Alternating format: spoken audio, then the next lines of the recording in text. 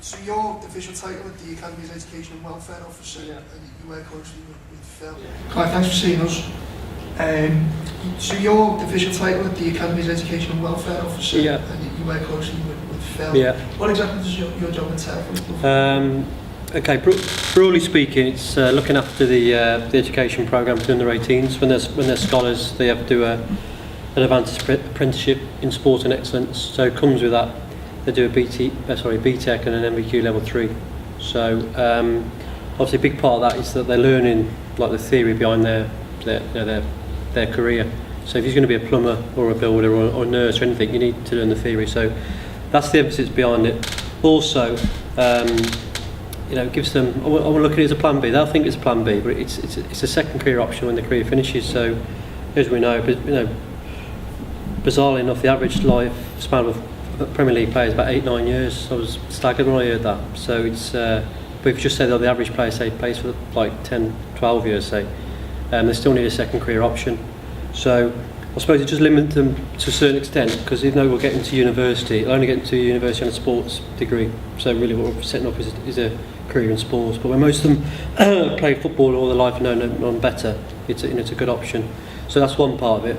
Also, I oversee the Raynell School programme and the school's education. So do you know much about the Raynell? In St Helens. Yeah. So we've got nearly 30 players, 12 to 16 in that programme. So I oversee that in terms of like the educational needs and the individual needs, and then also the community work and the life skills for the under 21. So it is like quite broad. But I mean day to day, I'm a qualified sports psychologist, qualified teacher. So I'll do anything from probably day to day tutoring, teaching, counselling and mentoring. So what counselling, mentoring, and you say the sports psychology side of it. How difficult is it, maybe say for instance when you've got a really talented kid coming in and also being told all life that they're going to be brilliant and they're going to make millions of pounds? Yeah. Don't worry. Not so much they're not told not to worry about it, but it's kind of being they don't think that they need to know anything else because they think they're going to be this mental. Yeah.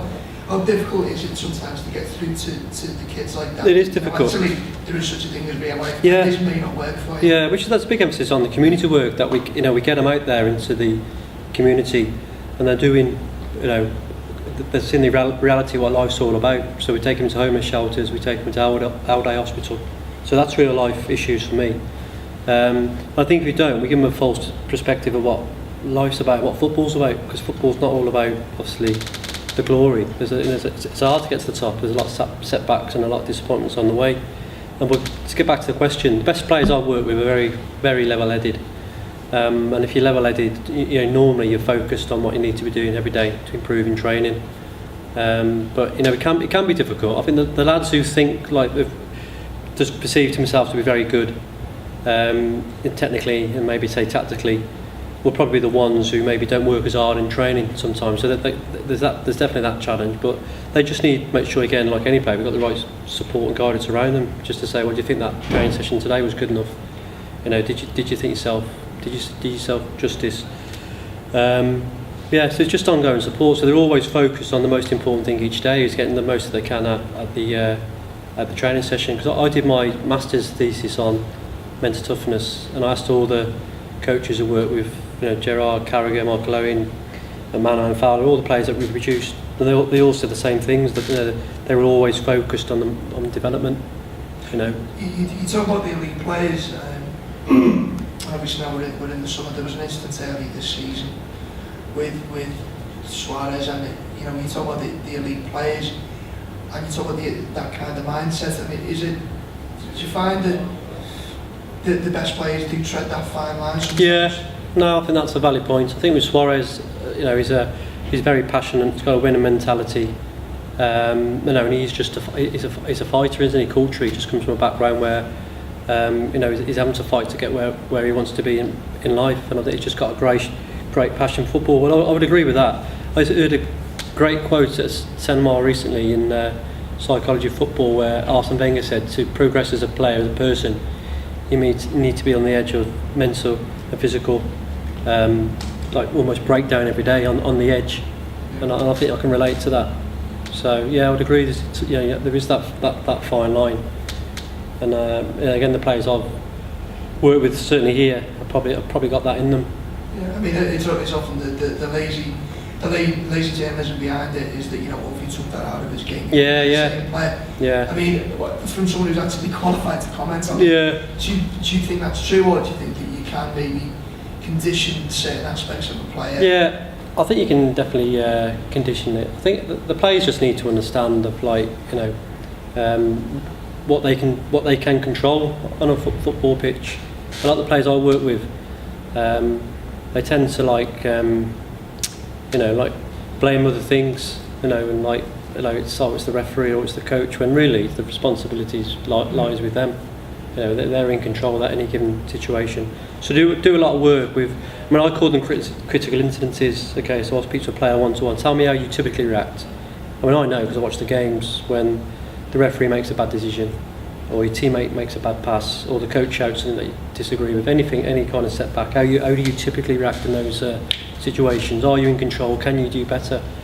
And it gets them thinking. And what I'm doing there is just raising their awareness of, like, they are in control of that situation at any given time. But on the other side of it, and it's a kind of paradox. I mean, we've been talking about Suarez in particular, but all the great players, they even go back to Gaza. They're instinctive. Yeah. A lot of it is an instinct. Did you ever find that? I mean, I'm reading Steve Peters' book at the minute. Yeah. The controlling unit. Yeah. Do you find that sometimes that kind of approach, when you try and overanalyze stuff, can be counterproductive, or and take away from that natural instinct to just be brilliant? Yeah. No, I would agree with that. Yeah. No, I would definitely agree with that. Because ultimately, I mean, you can do all the work you can with a player. You can sit down day to day for God knows how long, but ultimately they've got to take ownership of it, and they're responsible for their behaviour. So it's only really a case of raising their self-awareness. Okay, do you know why you're reacting how you do?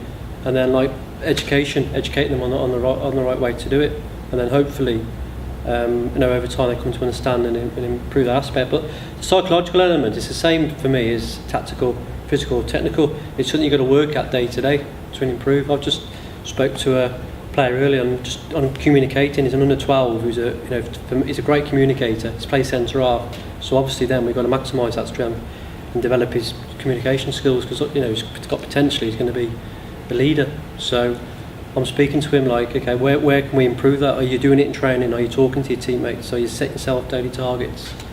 And like that lad in particular, I remember having that conversation 6 months ago with him when he didn't really understand that aspect of it, but now he's starting to say, I talk to the players in training. I'm definitely doing it better in matches. So I think it's just an important skill that takes time. But I think the psychological side of the game, I don't think you can never lose focus on it. I think it's all something you need to really focus on, because to me it's the most important thing. I think it underpins everything else that's going to make age progression in the game. Do you find at times that you've also got to work with the parents? Yeah. Sometimes. Yeah. Parents are, the way I look at parents, the lads, if you break down the day into like 3 segments, 8 hours they're with us. I'm talking full-time players here, it's less so for the youngsters. 8 hours with us, and 16 hours they've got, they're away from the environment. So we've only got a small percentage of that time to work with. So we've got to work with the parents. And going back to me thesis, that the Carragers and the Fowlers, the parents, the coach said, if you say to the player, you've got to work on this, you've got to work on that, the parents would support it. And obviously we get the problems where, we've had it here, being realistic, honestly, where parents are contradicting what the coaches are saying. So what happens then, you confuse the players, and the players go onto the pitch confused, and you can see it causing them doubt and concern and worry and stress. Before you know it, you've got a major psychological issue with the player, because the parents not supporting what the coaches are trying to implement, or the staff are trying to implement. So it's a big area for me that we need to be. I think we are quite proactive, and it's something we're always looking to improve, to make sure that we've got the right support in place for the players. But again, it's no coincidence. I always say the best players have got the best parents. I just probably one of the best lads I've worked with in terms of everything, in terms of his mentality and just doing everything right, would probably be Connor Cody. His parents Great set of parents. He's got a younger brother in the 12s, so they've got, they've helped get one son through, so they know what's important. They're really, really good. They just understand what's required. But it is difficult because just going slightly away from that. We got in the 12s. We're getting up at 6:30 in the morning, not getting home until 12:30 at night. Sorry, 8:30 at night. So they're up 14 hours and away from their parents. So it's really, really demanding. And there's always this perception how footballers' lives are easy, but it's far from it. To get to the very, very top, it takes hard work, and we've got lads putting in a lot of time and effort to get where they want to be. And again, at the end of the day, there's no guarantees they're going to get there. I was going to say, I do prefer it because at the end of the day, it's only like you said, there's a very small percentage that get into that Liverpool first team. And again, a very small percentage, more so at Liverpool, that actually make a career in football. Yeah. There's generally a big percentage at Liverpool than maybe other teams that make a career in First Division, Second Division, Championship. How do you prepare the players who, for when they don't make it, and how hard is it to condition them for that? Yeah. Do you feel a sense of responsibility when they take, they don't take it the right way? Yeah. It must be you talk about players who are here for what can be 12 years. Yeah. So then just be, the psychological shock must be massive. Yeah, it is. Yeah, I would say the way I do it, and I know a lot of the coaches are the same. Say to the lads your goal is to become a professional footballer. That's your number one goal. Okay, your dream is to play Liverpool first team, but only a small percentage make that. If you get there, fantastic. But the reality is, you need to focus on being a professional footballer. But what I've noticed, it's easier said, and they are educated that way. But the actual blow of leaving the club, it's massive for them, and it's hard. I was speaking to one player yesterday who's been released, and trying to say all the right things. This is not failure. You're just perceiving it to be failure. I know it's disappointing, and the reason why it's so traumatic is they can't see a future. They don't know what they're doing in 6 months' time, or 6 weeks' time, let alone 6 months' time. And obviously, like any human being, that would be concerning. So it is difficult for them, and I really, really feel for them. We just got to make sure we're there for them, and we've got to make sure we've got all the support in place. And I see that as a big part of my role and Phil's role in the department, that we're there for the lads when they need them. I'm going to give an example. Today I took a phone call from Michael Roberts. He had a 2-year pro with us, got released at the end of the season, and the last season I've tried at Bolton, didn't work out. I think he's just signed finally for Chester City, but as late as April, and he's done his hamstring in, and so he's phoned up today and said, look, can you come in and get assessed? Obviously we agreed to that, but that's the nice thing that we can do, that we can keep in touch with the players and offer that support. But what I found, and it's an obvious thing, the players don't always come back for advice, because for me that's one of the hardest things to do, is to pick up the phone and say, Clive, look, I need help here, I am struggling, put my hands up. And I think that takes a lot of courage, and some of the players just find that too difficult. So especially when they've been here, because you talk about the most important years of their life to them, wise mentally, it's almost becoming institutionalised, and then to have that. Yeah, it is, and they just can't see it. It's like, it's just too much. It's too painful, and obviously because it's painful and they feel discomfort, obviously to feel better, they go out and do all the things they shouldn't be doing, or go out drinking and all these kind of things. So it is difficult, and it's something I'm always conscious of and looking at how we can do it better. But the reality, it is difficult, because when you bring a player in, what you are saying, I've just said, look, we're preparing you for a career in professional football. They're thinking, oh wow, I want to play for Liverpool first team. And then if you put that back onto the parents, the parents probably saying, oh yeah, maybe they're putting too much pressure on them, saying, yeah, this is all about you getting to play for Liverpool first team, blah blah blah. Do you know what I mean? So it is difficult. It really is, and I think it's one of the hardest part of the jobs. But we've been able to help. Matty McGivern was another player who was released after a 1-year pro. He came in last week. He's got no club, and again, but I just said, look, well done for coming in. But we know we've lost contact with players just because, go back to what I said, because they just find it too hard. Is there anything you can do as a club to find them another club? To using contacts and stuff like that? Well, yeah, we do like second. Well, obviously the obvious, they go on trials. Well, we're talking about second-year scholar now. He's just been on three trials to 3 clubs, and it's been there every time. Right. So now his opportunities and options are running out really. So Well, in the past, we've got good links at Loughborough University, got good links at Harbury, which offer a sports scholarship, so they can go there, play high-level football. They've got links with Cheltenham Town, Kidderminster, they do a 3-year degree. We've had players go to scholarships in America. So, there is options. But I'm saying, we've got all the options available. But I'm just saying, the reality is, the initial blow of leaving the club is, it's too much for them. And it's like you don't go from Liverpool to, like, Leeds particularly. It's Liverpool, and you do drop down. We've got players now who've gone to Wigan, albeit they're a Premier League club, but they'll probably find it hard to push on in a Premier League side for the same reasons that they struggled here. So it's hard. It seems about, it seems like we just been talking about the negative aspect of it. What do you find? What are you proud of in your job? What do you find? What do you get the most pleasure from in your role in the club when someone, instead of going left, goes up development, makes a success themselves, or is it something else that you wouldn't maybe think of? Yeah, well, an obvious one is just obviously the ones who progress to the first team that you've played your part, whatever that part will be. But I was funny enough you just said that, 'cause just reminded me. Nathan Burke is a first-year scholar. Now, he's had a real tough year with injuries, and I was saying to him about 4 weeks ago. I said, look, at some stage, we talk about mentoring. You'll get your rewards because you're a good lad. You're focused. You're fighting. You've shown all the right attributes with your rehab. You're not complaining. You get on with it. You'll have your reward in some aspect. I absolutely guarantee you will.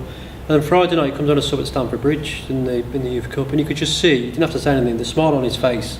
We lost the game, but he's just running around for 20 minutes thinking, God, that's what it's all about, and I've earned this. And another one was Conor Randall, who's probably played 2 games, another first year scholar, hardly kicked the ball, he's injured again now. He's just having similar problems like Gerard at the same age, where he's got a lot of growth spurts. And I said to him 2 months ago, similar to Nathan Burke, you'll get your rewards. And then he played in the 21s game, albeit he got injured just after, but he's playing with Shelby, Raheem, Suso. So, I'll get much satisfaction out of those situations. Because it's easy, it's like, and not in my job, but definitely for coaches working in academies, just to neglect the lads who are injured. I know it was a bit of a laugh. I was just going to say, you read Shankly's books, and Tommy Smith, so he never used to speak to us when we were injured. And you can laugh at that. I'm sure he still did, but it's easy to forget them. It really is. And that was the point with Mark Pelosi, really. Part of the reason for the interview, not just the fact that it'd be good for the fans to read. It keeps his mind stimulated. It's giving him things to do. That we're not forgetting about him. When you could tell that he appreciates it. In fact, I got an email from his mum saying, "Oh, thanks for setting that up for him. Appreciate that you're trying to fill his time up." Like, he's doing Spanish lessons and all these kind of things that we're trying to do to keep him focused, and that he's not forgotten about. And he's still one of our players. And the same with Brad Smith, Sam and Jessel. They both got long-term injuries. And you just got to at that stage you just got to. Okay, they're not injured, so they're not playing, but you just got to show that we're caring for them as people. Especially if you brought them in for a long time. Yeah. But another thing, you sit down with the parents and you almost say, "I promise you, I will look after your son." So satisfaction like that, Mark Pelosi's mum, me and Marmy, small email, but it means that what we're doing is. Yeah. So what kind of arrangements are there for the players that are coming in that aren't staying with families? Do you kind of make sure they have somewhere decent to stay? Yeah. The days gone by that Jenny Redknapp in talk about staying with her. He was like a lodger in a house with a landlady, and she kind of became like a second mother to him. And you say this a lot with the older players. Is that kind of thing still going on? No, we've got a. Well, it's funny you say that, because I was reading Ronnie Reeland's book, and he was saying some of the thing that he was in Boardington, just round the corner from Anfield. But we've got a superb house parent programme now. It's really good. And they come in and we take them round to, we give them a few options. And the house parents basically provide them with everything. But what's good about the house parents is that they treat them like their own family. I'm just thinking that Dale said that. We've got a lad called Alex Cooper, who's at Ross County now. I think released here 2 years ago. And his house parents are still hosting our players. And they went away a couple of weekends ago and said, "We can't host so can you put him somewhere else?" So we did. And they said, "Oh, we're going to see Alex play for Ross County at Celtic at Parkhead." So it's superb that they have that relationship. But it's even that there's a psychological element to it. So it's like, for example, just trying to think, like Daniel Trickett-Smith, who's he's got an older brother. So you've got to when he goes into an older brother, so he hasn't got he's not used to having younger children around. So he was going to be more suited to either living on his own or living in a family got older siblings rather than in a family got younger children. These are the kind of things you have to think of, just to make sure you get the player profile right. So, I remember when Ryan Babel joined us. I mean, he obviously went straight to the first team, but he was relatively young when he joined. Yeah. And he was obviously living in a flat on his own with all the things of footballer. And you did wonder whether that was detrimental to his development. Yeah, but now you've said that, it's like that's the issue. See, when they come to the academy, it's not a problem because there really is good care at the academy, and we look after them really well. It's more or less like, as Frankenfield would say, it's like we call it like an under 21 centre now, because it is. But the problem when they go to Malwood, and this is just common, I suppose. A lot of clubs' first team, they're perceived to be ready, that they're adults. So I always say, and it's true, that the player is ready, but the person's not. Yeah. So I know for a fact, and when I'm saying it, like Raheem Sterling was progressed fantastically well, but he still needed like the right care off the pitch to make sure that he was getting educated, because he's only 18, and I think like he's the same age as Ryan McLaughlin, and Gel's older than Raheem, but he's at Malwood now. So there is that perception that once they get there, they are ready. So as the relationship with Melwood changed, I mean, I remember I met Stephen Darby's, who was here a couple of years ago, and he was saying that obviously before all the changes came in, when he got promoted to Melwood with Chen, at the time he felt that they were there as a kind of spare part. They didn't get changed in the first team. So with Melwood and that kind of stuff. And he said at the time, we just kind of felt left out. And obviously the distance between Melwood and the academy at the time was a lot further away. That makes sense. Yeah, I know. Yeah, that's true. It's only 3 miles. I know what he means by that. Yeah. I mean, and what we keep hearing about these changes that are being brought in. What actually were those changes from the inside? What do you mean? What recently or? Yeah, since Frank and Rodolfo came. Yeah, I mean, the link between Melwood and Superb. Yeah, it's a good link. Mike Marsh was here yesterday. There's one example. We've had I don't know if Joel mentioned it, but he was at Melwood. Yeah, he was Melwood. Oh, of course, mentioned it. He was at Melwood today. So it's superb. Now you get even people come back to Nathan Burke and Conor Randall. They've don't put this on the article, but Berkey tells a good story about first time we saw Gerrard, he was naked in front of me in the shower. So he's put his boots up and looked up. He said, "There's fucking Gerrard in the knackers." So they're all used to it now. That the treat. What I'm saying is that when you go up now, the treating is equal with the lads as opposed to. Well, on that subject, Nathan Quirk, he was one of the players I was thinking about. He's been released as a second year scholar. But I remember dropping him off at Malwood about 6 months ago, and he came back absolutely buzzing. He was actually in the team talk for the following Saturday's game. It's unbelievable, isn't it? In terms of Brendan allowing him, giving him this, you're part of the club, you're training for today, so you're in the team talk. He said he was sat between Suarez and Gerrard, and he said, "What was I saying about the game?" He said, "I don't know." So it just went over my head. He said, "But he was just calling him in the team talk." So and I think Brendan deserves credit for that, and also, I mean, it's the legacy. Rafa's left. He made it. It's obviously a big part of his to get the academy up and running. In terms of how he wanted it and getting the link back, so he deserves credit for that as well. But Brendan's in terms of youth development, I think what benefit with Brendan is that he's from that background recently, and also he's from an educational welfare background. So I think he understands that really, really well. And the lads come back and they always say, "Oh, what a good manager he is." So it's worked really well. He's definitely developed it. I mean, despite all the care that you give them and how great a job that you're all clearly doing, has there been a big change in the attitude in the lads since Brendan's coming, obviously, in regards to the pathway to the first team being seemingly a lot? Yeah, I think besides what we've just talked about, I think what he did really well.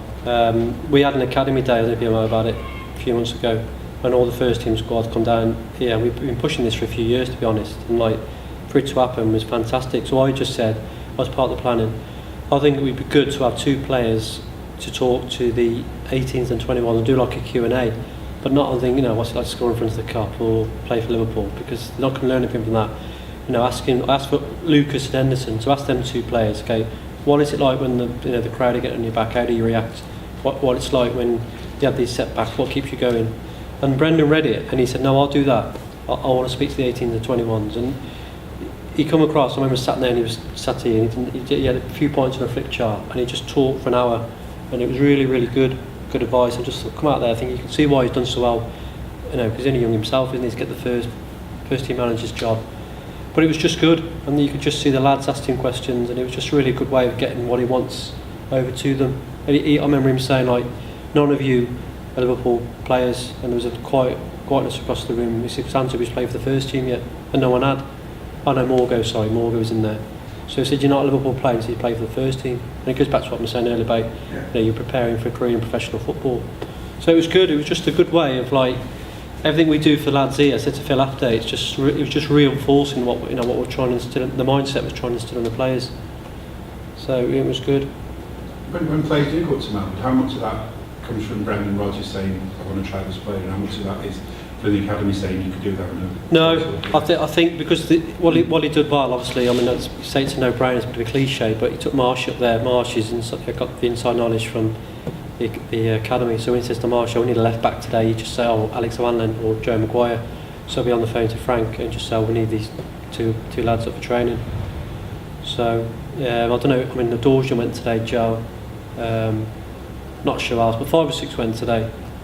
So even that I think is good, because typically they train with the first team on some international break, but now he's getting them. Obviously he's got different philosophy now. He's probably got one eye on next season, thinking, okay, who do I want for the academy as part of me squad for next year. So hopefully the lads like Joe and Adorjan know that exposure now will be part of it, and they deserve to, because you know, they going back about, like, you know, the mentality, they work hard every day and they dealt with all the transitions, and now if he was asked them honestly, they probably feel ready for that challenge now, because they've proved themselves in under-21 football. So I suppose if you're not careful as a club, when they proved over a couple of years they could play under-21s football, they need that next challenge, otherwise they're going to stagnate. And what you're managing there every day is their motivation and commitment levels, because you can go on all you want about having the right mentality and focus every day, but the reality is it's got to be, you know, the right kind of stimulus. Well, ultimately you come to the end of the line, don't you? Yeah, absolutely. You know, you either come in, yeah, there's 2 exits, well, 3 exits, one to creative, yeah, one absolutely. for creative, and one way, you know. Yeah, and that Dorjan and Joe know, yeah, I want that challenge now. I spoke to Joe before coming in, and I said, how was training today? And he said, good, but hard. Okay, what was hard about it? Clive, intensity. So, do you know what I mean? So he's been challenged today. So that's the kind of thing I'm getting at. I'm not saying he finds under-21s football training easy, he doesn't, but he knows that he can maybe get, if he puts a 7 or 8 in training for the 21s, it's probably enough to get him a game where, you know, the first team just that next level up again.